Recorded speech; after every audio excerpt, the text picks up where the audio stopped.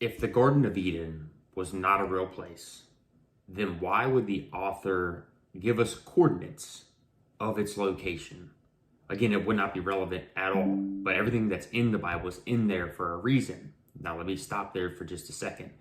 This is not to create controversy or some sort of debate as if it's real or if it's not real, because just yesterday I shared how some people view it as a symbol, as mythology, versus it being a real place.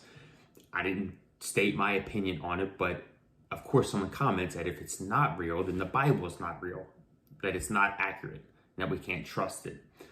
The point of that message, just like the point of this message, is to open the Bible for yourself. So hear my heart on this. Open it for yourself, read it for yourself. Don't take anyone else's word for it.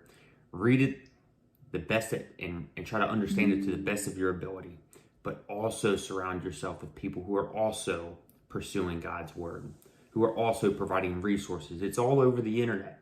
Be careful though, because there's a lot of different perspectives, but that's what makes this all so great, right? We all have a different way of looking at things.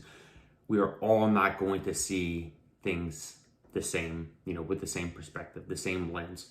100% the Bible. We will not all agree on what it says, whether we believe it's true or there's just far too much to it. And so this is just to encourage you to read.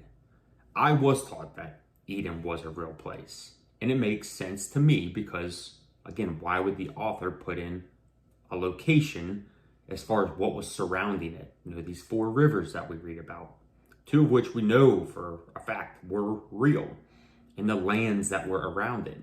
But after the flood happened, the infrastructure changed. So it's a little harder to locate. But my point is to simply read for yourself. Respect one another's perspective. Try to learn from one another. And maybe consider that we don't know. Consider the fact that there is far more that we don't know than what we do know. And when we learn from one another, because each and every one of us can teach someone something. None of us have all this figured out. That's the point and the purpose of pursuing His Word, to find more clarity. We find it in His Word, and we find it from one another.